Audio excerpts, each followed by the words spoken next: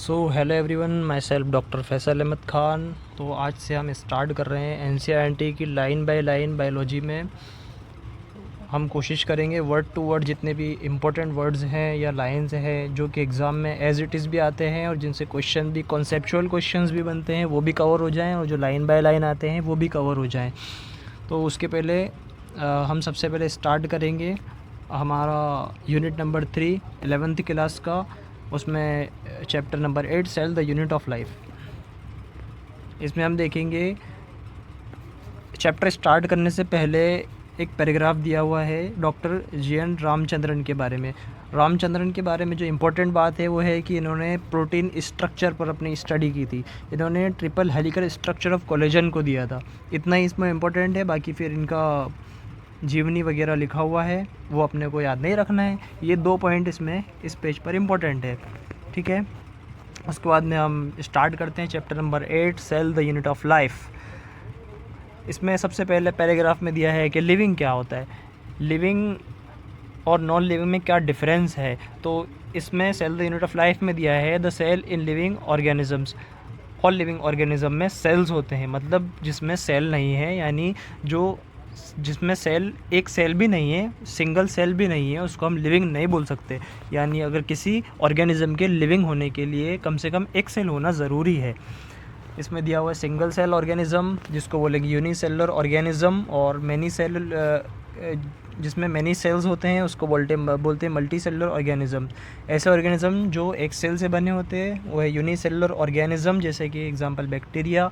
और कुछ ऐसे ऑर्गेनिजम्स होते हैं जो मल्टीपल सेल्स से बने होते हैं, जैसे कि हम हो गए और दूसरे जानवर हो गए, दूसरे मैमल्स हो गए, ये मल्टी सेलुलर ऑर्गेनिजम्स में आते हैं। उसके बाद दिया है NCERT unicellular organism capable of number 1 independent existence. Unicellular organism जो होते हैं तो इंडिपेंडेंटली एग्जिस्ट कर सकते हैं और लाइफ के एसेंशियल फंक्शन को परफॉर्म कर सकते हैं। उसके बाद में एक लाइन दिया हुआ है एनसीईआरटी में, very IMP anything less than a complete structure of a cell does not ensure independent living. किसी एक सेल से कम के स्ट्रक्चर को हम लिविंग नहीं बोल सकते, इंडिपेंडेंटली लिविंग नहीं बोल सकते। सो इसके बाद में लाइन है cell is the fundamental and structural and functional unit of all living organism. Cell जो है तो जीवी जीवों की क्रियात्मक एवं संरचनात्मक इकाई होती है, जीवी जीवों को बनाने वाली और उनकी काम करने की इकाई, उनके काम करने की यूनिट जो है तो सेल होती है। उसके बाद दिया एंटोनी वन लीवनहॉक ने लिविंग सेल को देखा था, रॉबर्ट ब्राउन ने न्यूक्लियस की डिस्कवरी की थी, और एक आते हैं रॉबर्ट हुक ने सेल देखा था लेकिन डेड सेल था वो। अगर लिविंग सेल पूछा जाए तो एंटोनी वन लीवनहॉक आएगा, अगर डेड सेल पूछा है या सिर्फ सेल पूछा जाए तो रॉबर्ट हुक आएगा। लेकिन अगर लिविंग सेल बोला तो Antonie van Leeuwenhoek, nucleus Robert Brown, और डेड सेल रॉबर्ट हुक, ठीक है।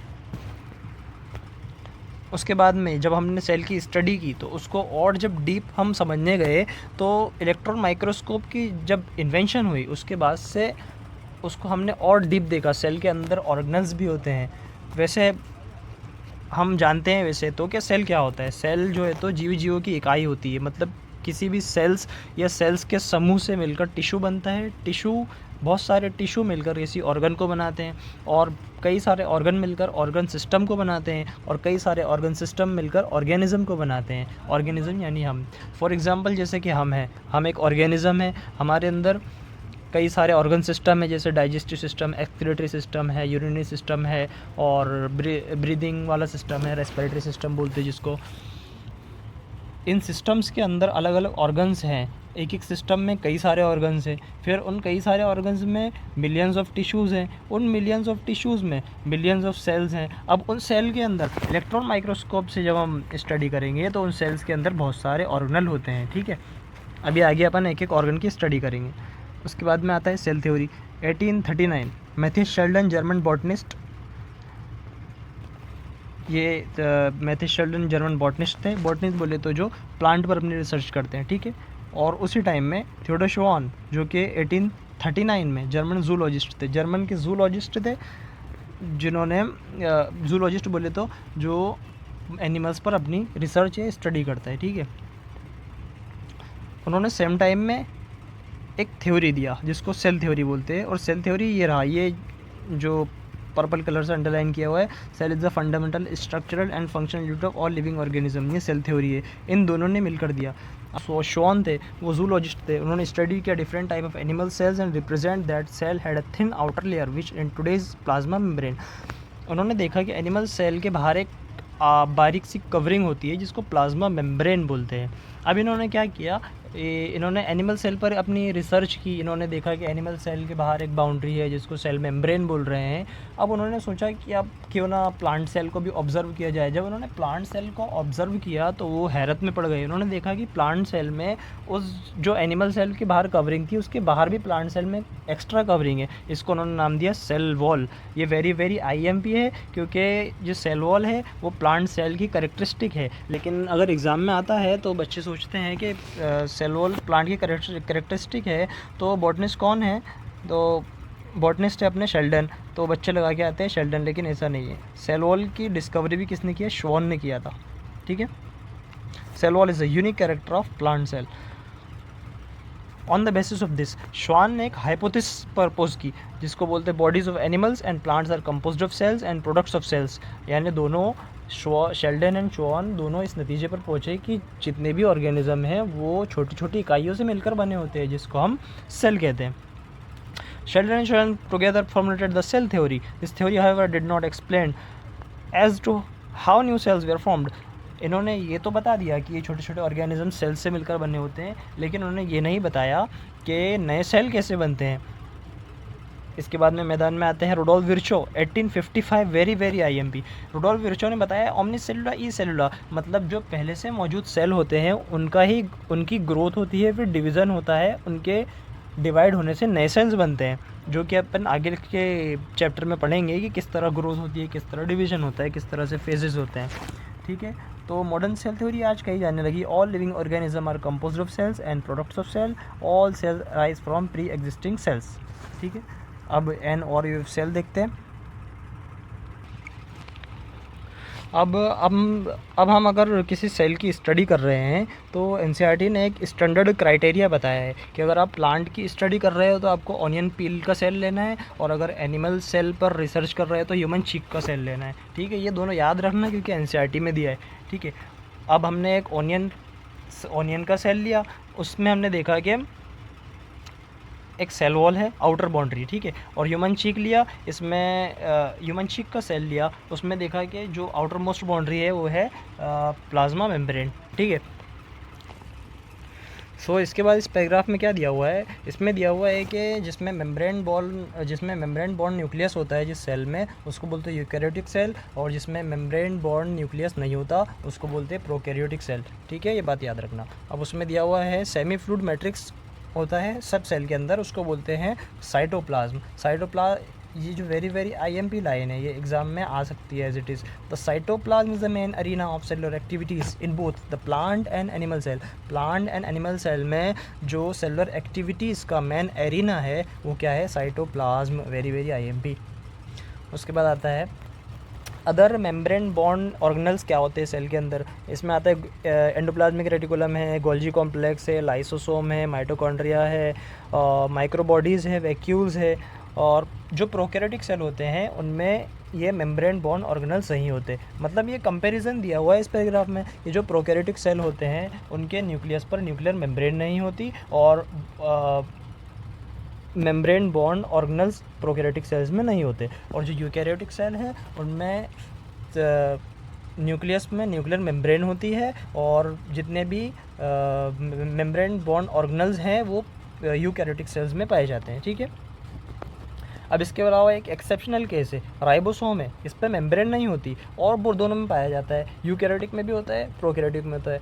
Ribosomes are non membrane bound organelle found in all cells both eukaryotic as well as prokaryotic. ठीक है, और राइबोसोम ऐसा सेल ऑर्गेनल है, याद रखना राइबोसोम एक सेल ऑर्गेनल है, ऐसा सेल ऑर्गेनल है जो सिर्फ सेल में ही नहीं पाया जाता है, जो क्लोरोप्लास्ट के अंदर भी पाया जाता है, माइटोकॉन्ड्रिया के अंदर भी पाया जाता है, और एंडोप्लाज्मिक रेटिकुलम के ऊपर भी पाया जाता है। जब एंडोप्लाज्मिक रेटिकुलम के ऊपर राइबोसोम अटैच होते हैं उसको बोलते हैं रफ एंडोप्लाज्मिक रेटिकुलम, और जिस पर राइबोसोम अटैच नहीं होते उसको बोलते हैं स्मूथ एंडोप्लाज्मिक रेटिकुलम। उसके अलावा एक सेंट्रोसोम है जो एनिमल सेल में पाया जाता है, ये भी नॉन मेम्ब्रेन बॉर्न ऑर्गेनल है, लेकिन ये सिर्फ एनिमल सेल में, ठीक है। राइबोसोम दोनों में, प्लांट में भी है, एनिमल में भी है, लेकिन सेंट्रोसोम सिर्फ एनिमल सेल में।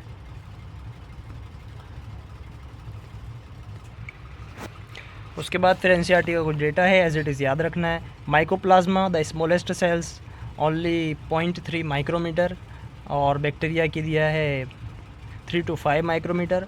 लार्जेस्ट आइसोलेटेड सिंगल सेल, अगर लार्जेस्ट आइसोलेटेड सिंगल सेल पूछा है, लार्जेस्ट अकेला सेल पूछा है, लार्जेस्ट सेल पूछा है, तो ऑस्ट्रिच का अंडा, एग ऑफ एन ऑस्ट्रिच आएगा। अगर लॉन्गेस्ट सेल पूछा है तो नर्व सेल आएगा, लार्जेस्ट सेल पूछा है तो ऑस्ट्रिच का अंडा आएगा, लॉन्गेस्ट सेल पूछा है तो नर्व सेल आएगा। उसके बाद में क्या दिया है, ह्यूमन आरबीसी 7 माइक्रोमीटर डायमीटर होता है, ठीक है, याद रख लेंगे हम। अब चलिए एक एक करके prokaryotic cells and eukaryotic cells को समझते हैं, ये होते क्या है एक्चुअल में और उसके अंदर ऑर्गेनल्स क्या क्या होते हैं।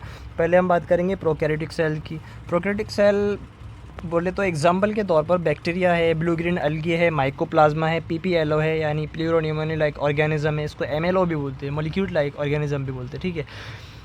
बैक्टीरिया के 4 बेसिक शेप्स हैं, जिसमें बेसिलस है, रॉड लाइक मतलब ऐसा रॉड की तरह आएगा, और कोकस स्फेरिकल है, गोल गोल कोकस बोले तो गोल स्फेरिकल आएगा। विब्रियो कॉमा लगाते हैं नहीं अपन, कॉमा शेप का आएगा विब्रियो। स्पाइरलम बोले तो स्पाइरल आएगा, मतलब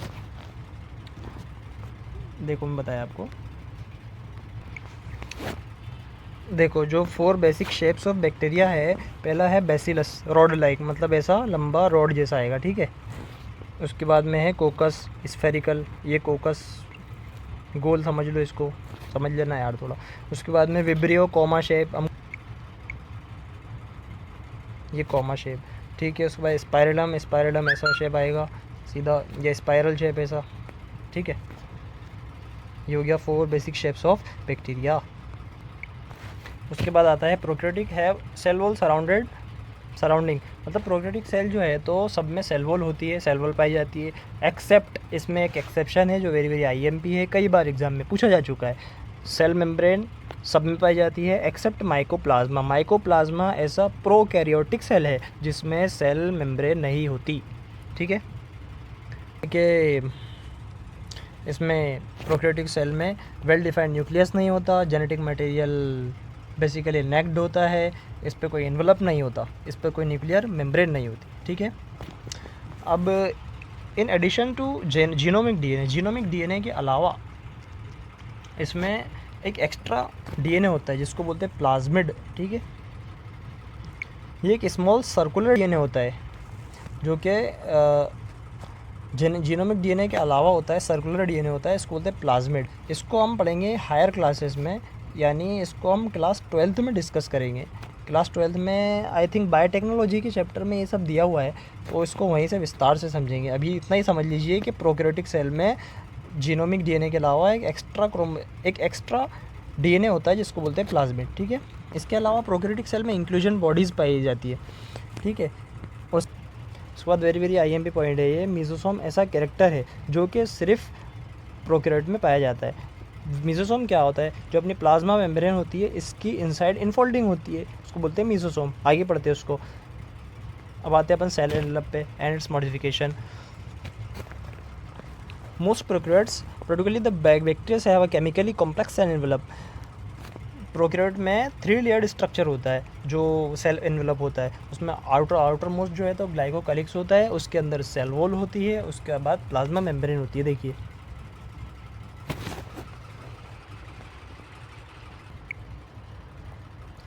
देखो जो भी प्रोकैरियोटिक सेल है सबसे पहले उसमें आएगा ग्लाइकोकैलिक्स, सबसे ऊपर की कवरिंग, उसके बाद आता है सेल वॉल, उसके अंदर सबसे अंदर आता है प्लाज्मा मेम्ब्रेन। मतलब ये जो है तो ग्लाइकोकैलिक्स है, ये सेल वॉल है, ये प्लाज्मा मेम्ब्रेन है। ये 3 कवरिंग के बाद में फिर जो है तो उसका मटेरियल होता है, यानी प्रोकैरियोटिक सेल के अंदर जो ऑर्गेनल वगैरह पाए जाते हैं वो उसके अंदर पाए जाते हैं। सबसे बाहर है ग्लाइकोकैलिक्स, ठीक है बेटा, याद रखना, ठीक है। अब ये जो ग्लाइकोकैलिक्स है, सेल वॉल है और सेल मेम्ब्रेन है, ये together as a protective unit काम करते हैं, मतलब ऐसा एक साथ ही एक प्रोटेक्टिव यूनिट के जैसा काम करते हैं, ठीक है। अब basis of differences in the cell envelope, the manner in which respond the staining procedure and develop gram-Vis। जो बैक्टीरिया ग्राम स्टेनिंग को ले लेते हैं वो ग्राम पॉजिटिव बैक्टीरिया होते हैं, और जो बैक्टीरिया ग्राम स्टेनिंग को नहीं लेते वो ग्राम नेगेटिव बैक्टीरिया में कहे जाते हैं, ठीक है बेटा, याद रखना इंपॉर्टेंट है। उसके अलावा ग्लाइकोकैलिक्स जिसमें लूज शीट की तरह होता है उसको बोलते हैं स्लाइम लेयर, और जिसमें थिक होता है, टफ होता है, उसको बोलते हैं कैप्सूल। उसके बाद में ये याद रखना, इसमें कन्फ्यूजन होता है बच्चों को, cell wall determine the shape of the cell and provide strong structural support to prevent the bacterium from bursting और कोलेप्सिंग। यानी बैक्टीरिया को बस्टिंग और कोलेप्सिंग से इस बचने के लिए स्ट्रक्चरल सपोर्ट जो है तो सेल वॉल प्रोवाइड करता है, ठीक है। ग्लाइकोकैलिक्स मत लगा के आ जाना, यहाँ पे सेल वॉल आएगा। उसके बाद में प्लाज्मा मेम्ब्रेन जो है तो सेलेक्टिवली परमिएबल है, हमको मालूम है। प्लाज्मा मेम्ब्रेन जो कि प्रोकैरियोट में होती है वही जो है तो स्ट्रक्चरली यूकैरियोट में होती है, यानी फॉस्फोलिपिड की बनी होती है। उसके बाद में प्रोकैरियोट में एक स्पेशल मेम्ब्रेनस स्ट्रक्चर होता है जिसको मीसोसोम बोलते हैं, हमने पहले पढ़ के आए, जो एक्सटेंशन बनाता है, एक्सटेंशन होता है प्लाज्मा मेम्ब्रेन का बेसिकली, वो वेसाइकल्स बनाता है, ट्यूब्यूल्स बनाता है, लेमिनी बनाता है। यानी जो भी एक्सटेंशन है प्लाज्मा मेम्ब्रेन का मीसोसोम के फॉर्म में, वो वेसाइकल्स फॉर्म करता है, ट्यूब्यूल्स फॉर्म करता है, लेमिली फॉर्म करता है।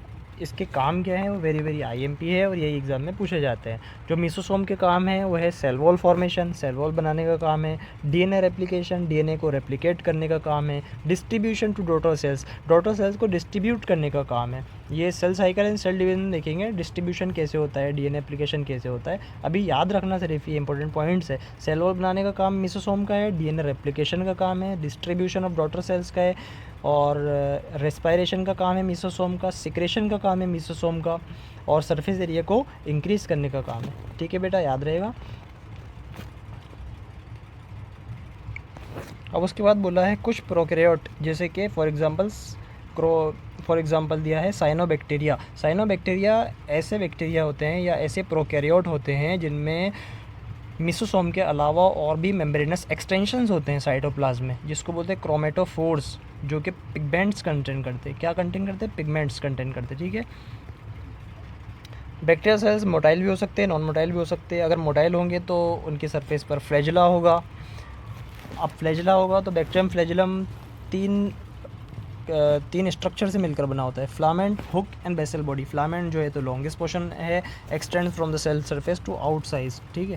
फिलामेंट लॉन्गेस्ट पोर्शन होता है, इतना याद रखना। इसके अलावा बैक्टीरिया के सेल पर फ्लैजिला के अलावा पिलाई होता है, फिम्ब्रिया होता है, सरफेस स्ट्रक्चर, लेकिन ये मोटिलिटी में रोल प्ले नहीं करते। मोटिलिटी में रोल कौन सा प्ले करता है? सिर्फ फ्लैजिला। मतलब अगर बैक्टीरिया पर फ्लैजिला है तो वो मोटाइल होगा, फ्लैजिला नहीं है तो नॉन मोटाइल होगा, ठीक है।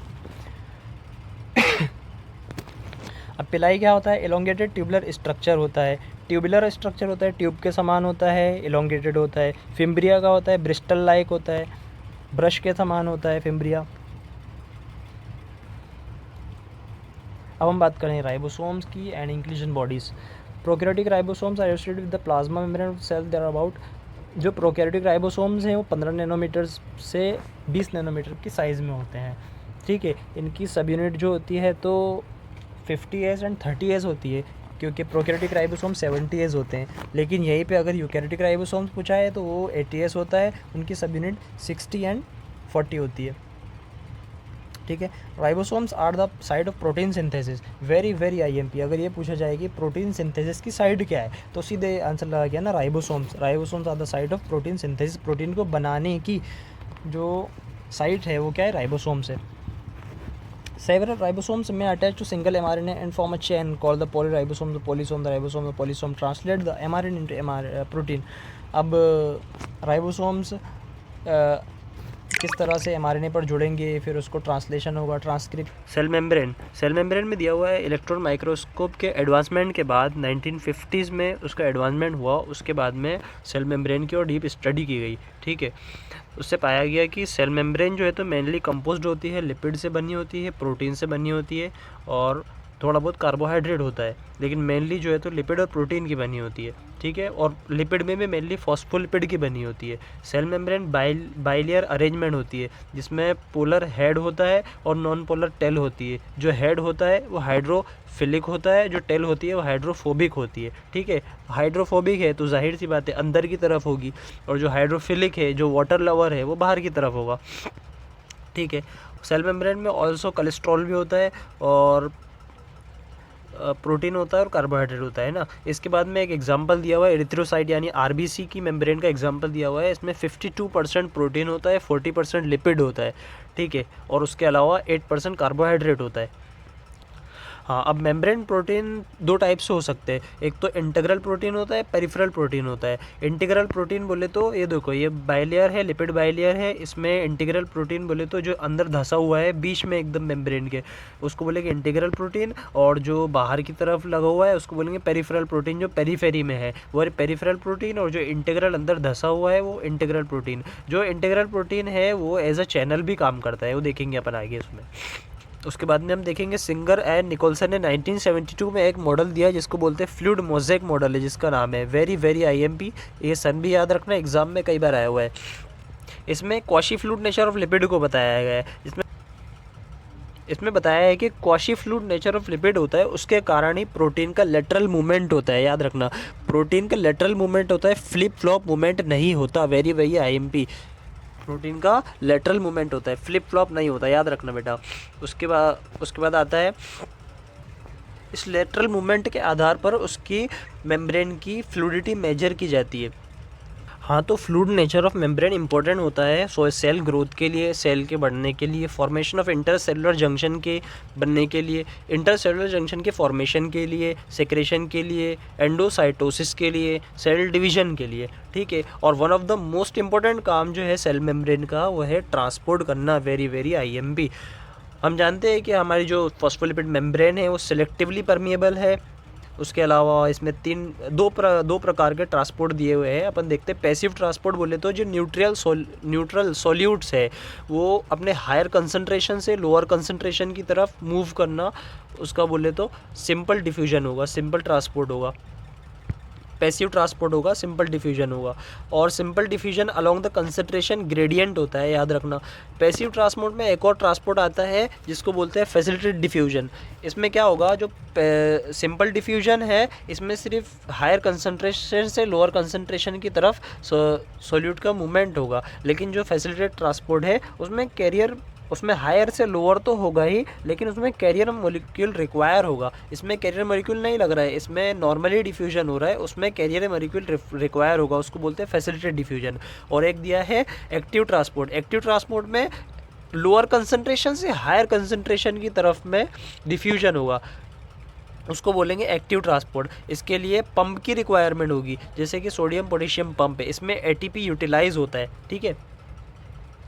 इसमें पैसिव ट्रांसपोर्ट में एक पॉइंट दिया है, अगर सिंपल डिफ्यूजन के थ्रू वाटर मॉलिक्यूल मूव करता है तो उसको बोलते हैं ऑस्मोसिस, ठीक है, याद रखना बेटा।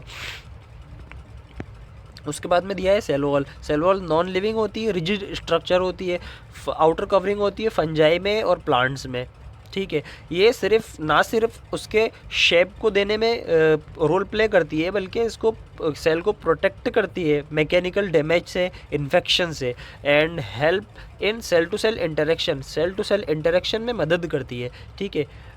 उसके बाद दिया है एल्गी की cell wall cellulose, galactans, mannans and calcium carbonate से बनी होती है। और जो अदर प्लांट्स की सेल वॉल है वो cellulose, hemicellulose, pectins and proteins से बनी होती है। जो यंग प्लांट सेल है उसमें प्राइमरी सेल वॉल होती है, सेकेंडरी सेल वॉल बाद में डेवलप होती है, जब प्लांट पुराना हो जाता है, जब उसमें सेकेंडरी वॉल डेवलप होती है जो इनर साइड होती है, ठीक है। बाहर आउटर साइड एक सेल वॉल, मेम्ब्रेन के बाहर एक सेल वॉल है, लेकिन जैसे जैसे प्लांट बड़ा हो जाता है तो वो डिमिनिश करने लग जाती है, डिसइंटीग्रेट होने लग जाती है, ख़त्म होने लगती है, और प्लाज्मा मेम्ब्रेन के बाहर एक नई सेकेंडरी वॉल बनने लगती है। यानी सेकेंडरी वॉल जो है तो प्राइमरी सेल वॉल के अंदर होगी, प्लाज्मा मेम्ब्रेन के बाहर होगी, ठीक है, याद रखना बेटा।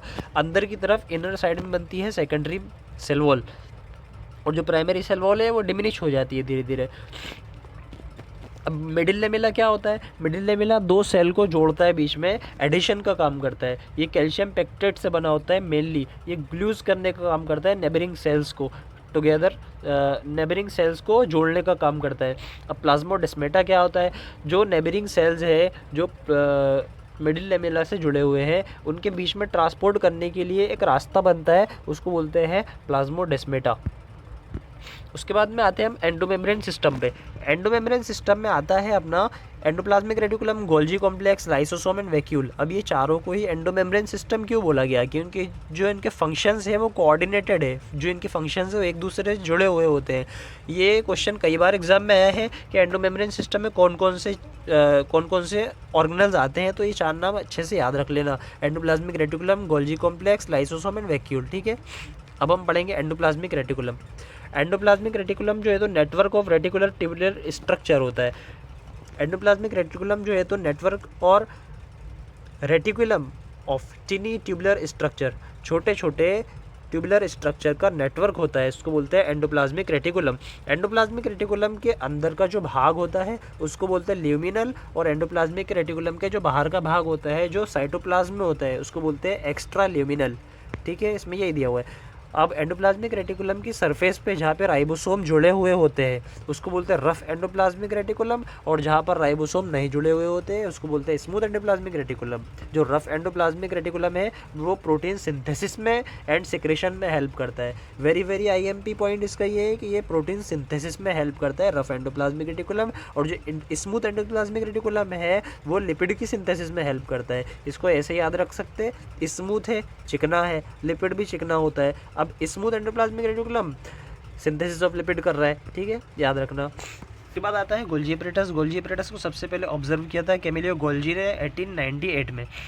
ठीक है, उनके ही नाम पर, उन साइंटिस्ट के नाम पर इस ऑर्गेनल का नाम रखा गया गोल्जी बॉडीज़। ठीक है, ये क्या होता है? ये फ्लैट डिस्क शेप और सेक्स और सिस्टर्नी होती है। 0.5 to 1 माइक्रोमीटर का डायमीटर होता है इनका। Stocked parallel each other. ठीक है, ये एक सिस्टर्नी, ये दूसरी सिस्टर्नी, ठीक है, ये आपस में जुड़ी हुई होती है। जो अपना एंडोप्लाज्मिक रेटिकुलम मटेरियल बनाता है उसका पैकेजिंग का काम इसमें होता है, इसमें गोल्जी कॉम्प्लेक्स में होता है।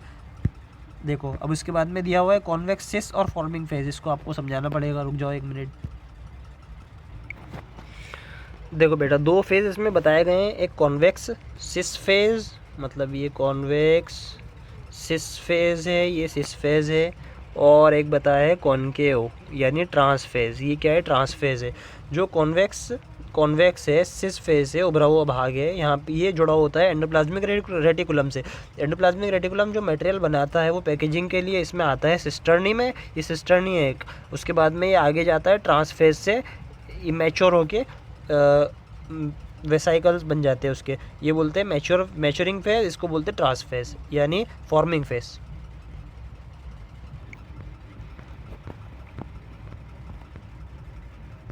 उसके बाद में आता है गोल्जी कॉम्प्लेक्स जो है तो प्रिंसिपली पैकेजिंग ऑफ मटेरियल का काम करता है और डिलीवरी करता है मटेरियल की इंट्रासेलुलर या फिर extracellular, outside of cell भी करता है। ठीक है, अभी जो हमने पढ़ा है वही वाली लाइन है। इसके बाद एक लाइन इसमें दिया है, Golgi apparatus is the important site of formation of glycoproteins and glycolipids. Glycoproteins and glycolipids क्या होता है? देखो, अपन ने ये पढ़ा था ना सेल मेम्ब्रेन, उसमें देखो दिया हुआ है ग्लाइकोप्रोटीन ग्लाइकोलिपिड किसको बोलते हैं? ये शुगर मॉलिक्यूल है। शुगर को क्या बोलते हैं? ग्लाइको। ये काय से जुड़ा हुआ है? ये जुड़ा हुआ है प्रोटीन से। ठीक है, इंटीग्रल प्रोटीन से जुड़ा हुआ है, इसको बोलेंगे, सॉरी, ये पेरिफेरल प्रोटीन से जुड़ा हुआ है, इसको बोलेंगे ग्लाइकोप्रोटीन। ये स्ट्रक्चर पूरा हो गया ग्लाइकोप्रोटीन। अब ये लिपिड बाइलेयर है, इससे अब जो शुगर मॉलिक्यूल जुड़ा हुआ है, शुगर बोले तो ग्लाइको, ये हो गया लिपिड, ये ग्लाइकोलिपिड। ठीक है, ये फॉर्मेशन कहाँ हुआ इसका? गोल्जी कॉम्प्लेक्स में हुआ। आ गया समझ में? अब याद रहेगा।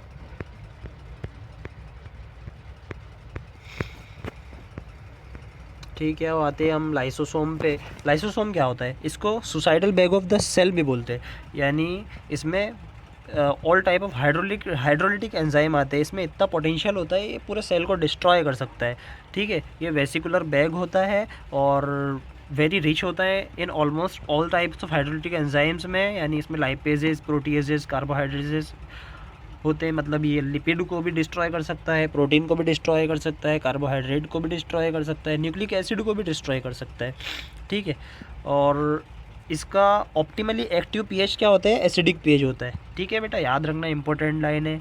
उसके बाद में आता है वैक्यूल। वैक्यूल क्या होता है, membrane born space found in cytoplasm. Cytoplasm में एक ऐसा ऑर्गेनल है जो मेम्ब्रेन से बाउंड होता है। इसको स्टोर हाउस ऑफ सेल भी कहते हैं, यानी जितना एक्सक्रीटरी प्रोडक्ट सेल का निकलता है वो सब वैक्यूल में जाता है, ठीक है। अब हमारा जो स्टोर हाउस होता है उसमें अपन कुछ व्यवस्थित नहीं रखते, अपन कैसा भी फेंक देते हैं ना, तो उसमें कोई भी चीज़ अगर रखना है तो उसमें जगह बनानी पड़ती है, बड़ी दिक्कत से उसमें सामान जाता है।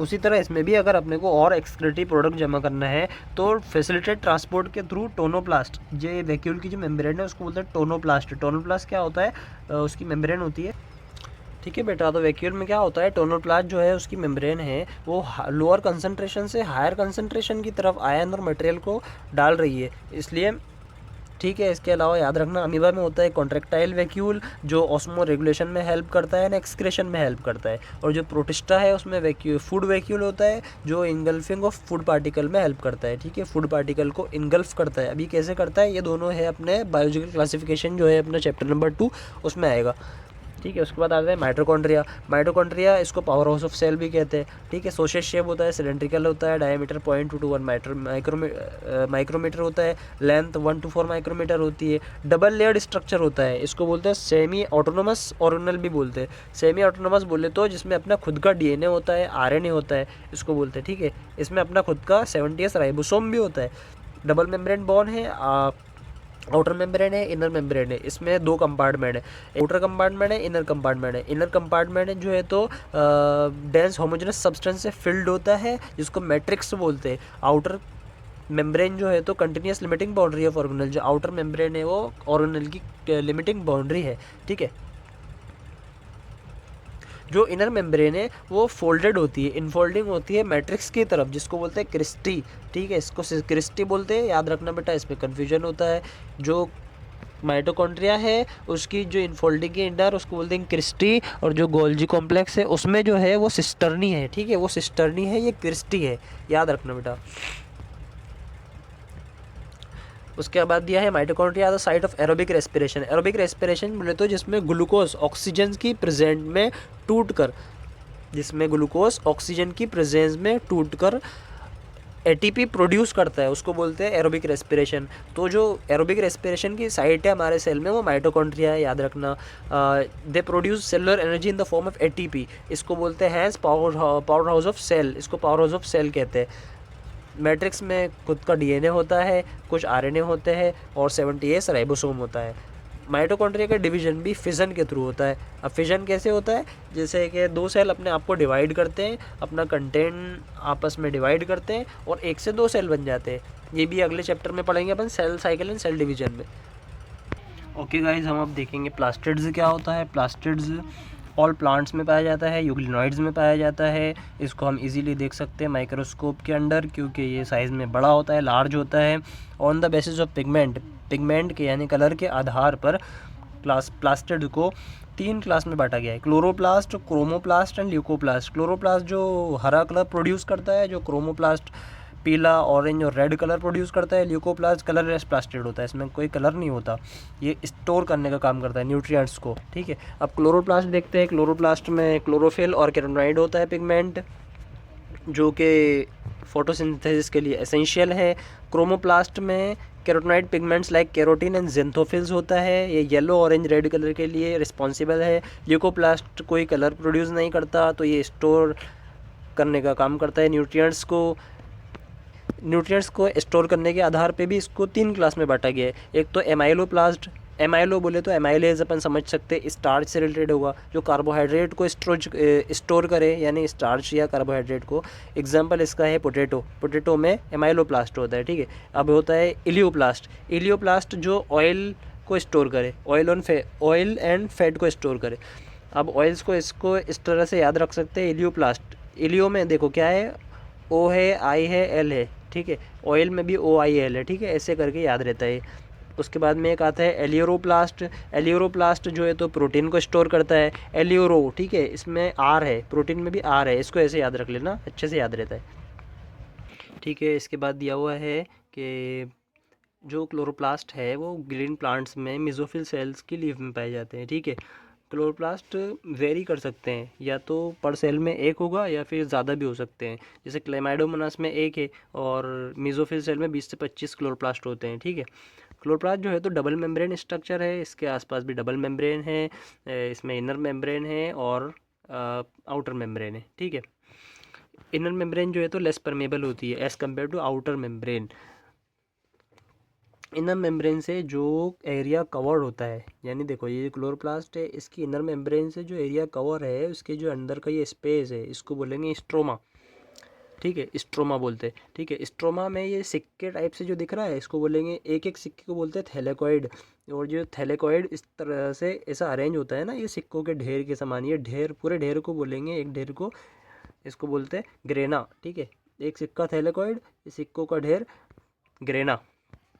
और इंटरग्रेनल थैलेकॉइड, इसको ग्रेना भी बोलते हैं और इंटरग्रेनल थैलेकॉइड भी बोलते हैं। अब ये जो ग्रेना को जो अटैच करता है, जो स्ट्रक्चर ग्रेना को अटैच करता है उसको बोलते हैं स्ट्रोमा लेमिली। स्ट्रोमा लेमिली बोले तो देखो इसमें दिया हुआ है ना, ये स्ट्रोमा लेमिली, ये अटैच कर रहा है दो ग्रेना को, यानी दो सिक्कों के ढेर को, यानी थैलेकॉइड के दो ढेर को अटैच कर रहा है, इसको बोलेंगे स्ट्रोमा लेमिली।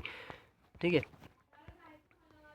अब ये जो थैलेकॉइड है, थैलेकॉइड मान लो एक सिक्का है, सिक्के के अंदर जो एरिया है, एरिया को बोलते हैं ल्यूमन ऑफ थैलेकॉइड, ल्यूमन बोलते हैं इसको। ठीक है, याद रखना, थैलेकॉइड के अंदर का हिस्सा जो है तो उसको ल्यूमन बोलते हैं। इसमें एक इंपॉर्टेंट लाइन है, very very IMP, stroma of chloroplast contain enzyme require for synthesis of carbohydrates and protein. जो प्रोटीन एंड कार्बोहाइड्रेट की सिंथेसिस के लिए एंजाइम्स रिक्वायर्ड होते हैं वो क्लोरोप्लास्ट के स्ट्रोमा में पाए जाते हैं। वेरी वेरी आईएमपी, कई बार ये क्वेश्चन एग्जाम में आया हुआ है एज इट इज़। ठीक है। जो कार्बोहाइड्रेट प्रोटीन के सिंथेसिस में एंजाइम्स होते हैं वो कहाँ पाए जाते हैं, क्लोरोप्लास्ट के स्ट्रोमा में पाए जाते हैं। ठीक है, याद रखना। इसके अलावा इसको बोलते हैं अपन सेमी ऑटोनोमस ऑर्गेनल भी है, क्योंकि इसमें खुद का डीएनए है, डबल स्ट्रैंडेड सर्कुलर डीएनए होता है, इसमें राइबोसोम्स होते हैं, पिगमेंट्स जो है तो थैलेकॉइड के अंदर होता है। जो क्लोरोप्लास्ट में पिगमेंट है वो थैलेकॉइड के अंदर होता है, याद रखना। इसमें जो राइबोसोम है वो 70S टाइप के राइबोसोम पाए जाते हैं। अब अपन ने बहुत देख लिए राइबोसोम राइबोसोम, अब देखते हैं राइबोसोम होता क्या है एक्चुअली। राइबोसोम जो है तो ग्रेन्युलर स्ट्रक्चर है, छोटा सा होता है। जॉर्ज पेलेट ने इसको डिस्कवर किया था 1953 पे, 1953 में जॉर्ज पेलेट ने इसको डिस्कवर किया था। इसकी वजह से इसको पेलेट पार्टिकल्स भी बोलते हैं राइबोसोम्स को, याद रखना बेटा। जो राइबोसोम है वो मेम्ब्रेन लेस होता है, इसमें इसके आसपास कोई मेम्ब्रेन नहीं होती, ये सिर्फ आरएनए और प्रोटीन से मिलकर बना होता है। ठीक है। जो यूकैरियोटिक राइबोसोम है वो 80S टाइप का होता है, जो प्रोकैरियोटिक राइबोसोम है वो 70S टाइप का होता है। जो 80S टाइप का राइबोसोम है उसमें दो सब यूनिट है, 60S एंड 40S, और जो 70S का है उसमें दो सब यूनिट है, 50S एंड 30S। अब इसको नॉर्मल मैथ्स के कैलकुलेशन से मत लेना, ये जो है तो सेडिमेंटेशन कोफिशिएंट पे काम करता है, मतलब ग्रेविटेशनल फोर्स कितनी लग रही है किस उस हिसाब से ये 80S को 60 और 40 में डिवाइड किया गया है। ठीक है, ऐसा प्लस मत कर देना 60 और 40 100 हो गया, ऐसा मत करना। ये स्वेडबर्ग यूनिट के अकॉर्डिंग ये जो आंकड़े हैं वो दिए गए हैं। ठीक है, याद रखना। एस जो है तो स्वेडबर्ग यूनिट है, स्टैंड्स फॉर सेडिमेंटेशन कोफिशिएंट, जो कि डेंसिटी एंड साइज़ को मेजर करता है। उसके बाद आता है साइटोस्केलेटल। साइटोस्केलेटल बोले तो जैसा अपने अंदर स्केलेटल सिस्टम होता है ना, इसी तरह सेल के अंदर भी अपना एक स्केलेटल सिस्टम होता है जिसमें सेल, जिससे पर सेल टिका रहता है, इसको बोलते हैं साइटोस्केलेटल। अब ये साइटोस्केलेटल क्या काम करता है, सेल को मैकेनिकल सपोर्ट प्रोवाइड करता है, मोटिलिटी प्रोवाइड करता है, शेप ऑफ द सेल को मेंटेन करता है। ये क्या है, एलोबेरिक नेटवर्क है, फिलामेंटस प्रोटीनिशियस स्ट्रक्चर है, जो microtubules, microfilaments and intermediate filaments से मिलकर बना होता है, जिसको क्या बोलते हैं कलेक्टिवली, साइटोस्केलेटन। ठीक है। ठीक है बेटा, उसके बाद आता है सीलिया एंड फ्लैजिला। सीलिया और फ्लैजिला क्या होता है, सीलिया जो है तो हेयर लाइक आउटग्रोथ होती है सेल की, सीलिया स्मॉल साइज़ होता है, वर्क लाइक ओर्स दिया हुआ है एनसीईआरटी में, देखना बेटा। उसके बाद क्या दिया हुआ है, सीलिया और small structures which work like ores. Ores बोले तो चप्पू होता है ना, नाव चलाने वाला चप्पू चलाता है वो, कैसे पानी को पीछे धकेलता है, नाव आगे जाती है, उस तरीके से सीलिया भी स्ट्रक्चर होते हैं। ठीक है। Movement of either the cell और द सराउंडिंग फ्लूइड, जो सीलिया है वो सेल और सराउंडिंग फ्लूइड दोनों का मूवमेंट करा सकते हैं, ठीक है। और जो फ्लैजिला है वो सिर्फ सेल का मूवमेंट कराता है। वेरी वेरी आईएमपी याद रखना बेटा। फ्लैजिला लॉन्गर होता है जो सिर्फ सेल मूवमेंट के लिए रिस्पॉन्सिबल है, ठीक है। सराउंडिंग का मूवमेंट से फ्लैजिला नहीं कराएगा, सीलिया करा सकता है लेकिन, ठीक है। Prokaryotic flagella prokaryotic bacteria also possess flagella but these are structurally different from eukaryotic flagella. Eukaryotic flagella अलग होता है, प्रोकैरियोटिक फ्लैजिला अलग होता है। इलेक्ट्रॉन माइक्रोस्कोप की स्टडी की अपन, इलेक्ट्रॉन माइक्रोस्कोप से स्टडी की अपन ने सीलियम और फ्लैजिलम की, ठीक है। उन्होंने अपन ने पाया है सीलिया और फ्लैजिला की स्टडी इलेक्ट्रॉन माइक्रोस्कोप से करके कि ये दोनों कवर्ड होते हैं प्लाज्मा मेम्ब्रेन से। इनका कोड जो होता है उसको एक्सोनीम बोलते हैं, ठीक है। 9 doublets of radial arrange peripheral microtubule होते हैं, ठीक है। और pair of central located microtubule, ठीक है। अब देखते हैं अपन ये 9 डबलेट 1 2 3 4 5 6 7 8 9, ठीक है। 9 डबलेट है, ये पेरिफेरल डबलेट है एक बीच में, ठीक है।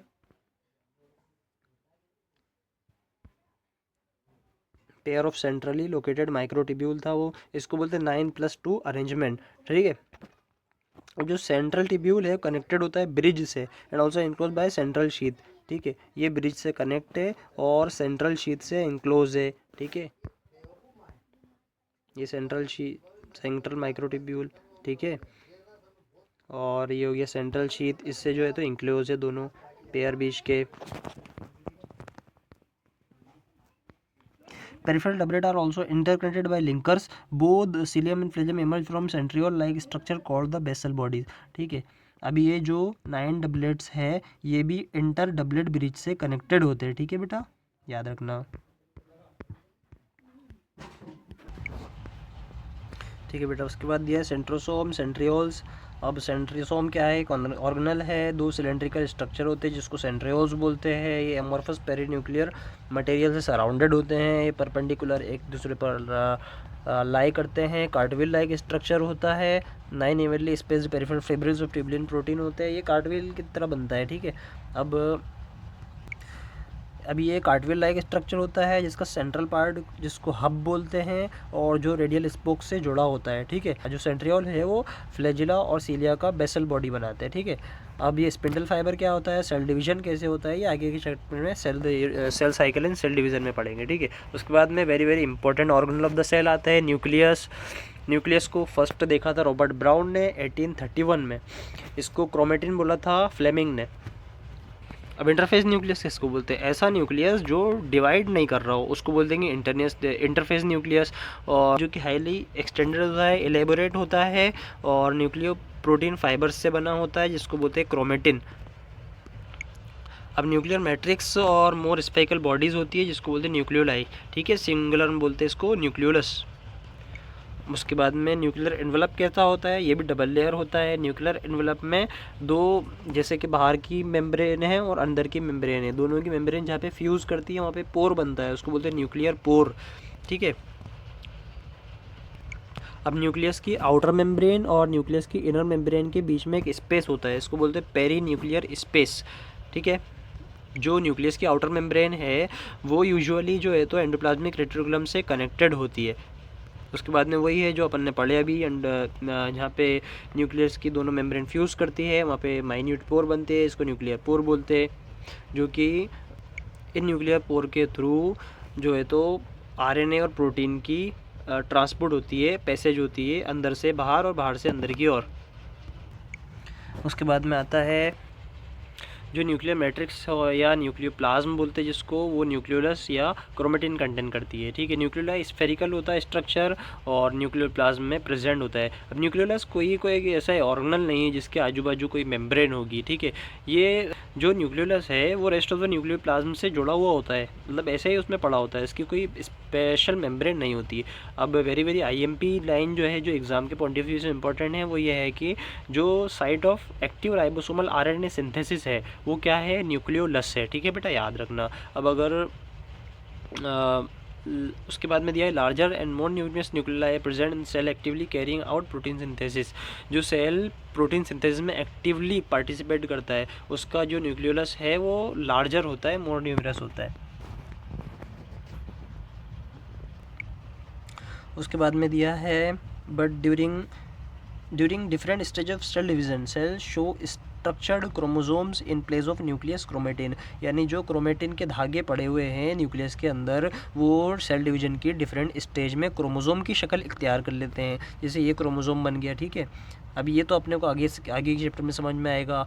जो क्रोमेटिन डीएनए कंटेन करता है और some basic histone protein contain करता है, अब और सम नॉन हिस्टोन प्रोटीन भी कंटेन करता है, और आरएनए भी कंटेन करता है। अब नॉन हिस्टोन प्रोटीन क्या होता है, हिस्टोन प्रोटीन क्या होता है, ये आएगा अपने 12th क्लास के एनसीईआरटी में, ठीक है। उसमें जो दिया हुआ है मॉलिक्यूलर बेसिस ऑफ इनहेरिटेंस, उसमें दिया हुआ है ये, ठीक है। उसके बाद में कुछ इन्फॉर्मेशन है।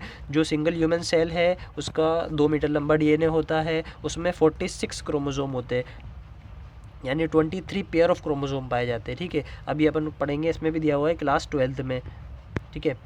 अब जो क्रोमोसोम है, ये अपना क्रोमोसोम है, ये काय के अंदर है, अपने न्यूक्लियस के अंदर है, ठीक है। अब जो क्रोमोसोम है उसके जो बीच का भाग है जिसमें ये सिस्टर क्रोमेटिड्स जुड़े हुए हैं, उसको बोलते हैं सेंट्रोमियर। सेंट्रोमियर बोलते हैं। सेंट्रोमियर के आजू बाजू 2 डिस्क शेप स्ट्रक्चर होते हैं जिसको बोलते हैं काइनेटोकोर, ठीक है। जब सेल डिवीजन होता है तो काइनेटोकोर से ही अपने जो फाइबर्स जुड़ते हैं और इसको खींच के अलग करते हैं, क्रोमोसोम का डिवीजन होता है, ठीक है। वो आगे देखते हैं अपन, ठीक है। इसको बोलते हैं, अभी इतना याद रखो, ये सेंट्रोमियर है। सेंट्रोमियर पे डिस्क शेप काइनेटोकोर जुड़े होते हैं। अब on the basis of centromere के पोजीशन के आधार पर जो क्रोमोसोम है उनको 4 हिस्सों में, 4 डिवीजन में बांटा गया है। एक तो है मेटासेंट्रिक क्रोमोसोम, सब मेटासेंट्रिक क्रोमोसोम, तीसरा एक्रोसेंट्रिक क्रोमोसोम, टीलोसेंट्रिक क्रोमोसोम। अब ये क्या होते हैं अपन देखते हैं। ये है मेटासेंट्रिक क्रोमोसोम, जिसमें जो सेंट्रोमियर है वो सेंटर में होता है, ठीक है। जो आर्म है वो बराबर होती है, इसको बोलते हैं मेटासेंट्रिक क्रोमोसोम, ये पहले नंबर पे दिया हुआ है। उसके बाद में सब मेटासेंट्रिक, यानी बीच में से थोड़ा सा एक तरफ रहेगा, मतलब 2 आर्म छोटी रहेगी, 2 आर्म बड़ी रहेगी, short arm and long arm, इसको बोलेंगे सब मेटासेंट्रिक क्रोमोसोम। उसके बाद में आता है एक्रोसेंट्रिक क्रोमोसोम। अब एक तरफ की 2 आर्म बहुत ज़्यादा लंबी हो गई और एक तरफ की बहुत छोटी हो गई, इसको बोलते हैं एक्रोसेंट्रिक क्रोमोसोम। और उसके बाद में है टीलोसेंट्रिक क्रोमोसोम, यानी जो सेंट्रोमियर है वो सीधे टर्मिनल पे आ गया है, मतलब सिर्फ एक ही तरफ की 2 आर्म दिख रही है, दूसरी तरफ की नहीं दिख रही है, इसको बोलेंगे टीलोसेंट्रिक क्रोमोसोम, ठीक है। उसके बाद में हम देखते हैं समटाइम्स अ फ्यू क्रोमोसोम्स, कुछ क्रोमोसोम्स में नॉन स्टेनिंग कुछ क्रोमोसोम्स में नॉन स्टेनिंग सेकेंडरी कंस्ट्रक्शन भी होता है, इसको बोलते हैं सैटेलाइट। वेरी आईएमपी, देखो इसमें भी सैटेलाइट दिया हुआ है, ये नॉन स्टेनिंग इसको बोलेंगे।